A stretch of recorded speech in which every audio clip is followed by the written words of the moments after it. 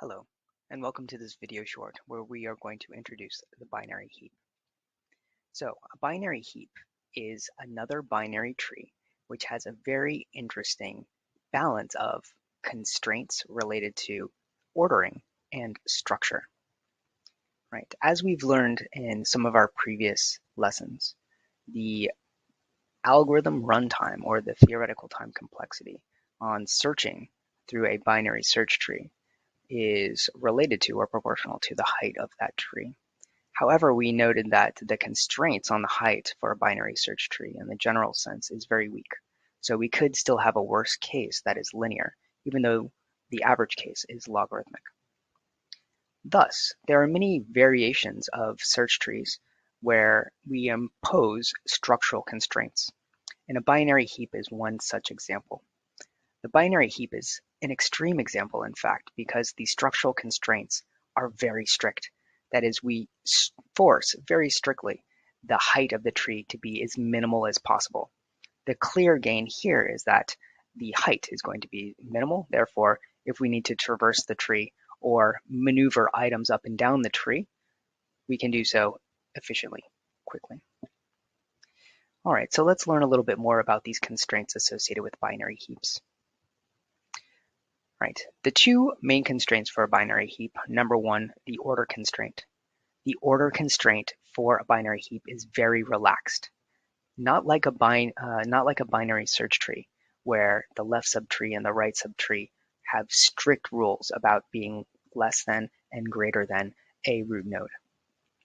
The binary heap value only imposes a constraint with the root and the immediate children.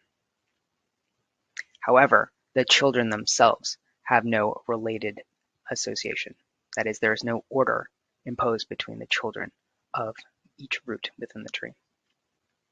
Secondly, the height of the tree must be minimum, and all of the nodes must be in the leftmost position in the lowest level in the tree. There are no gaps.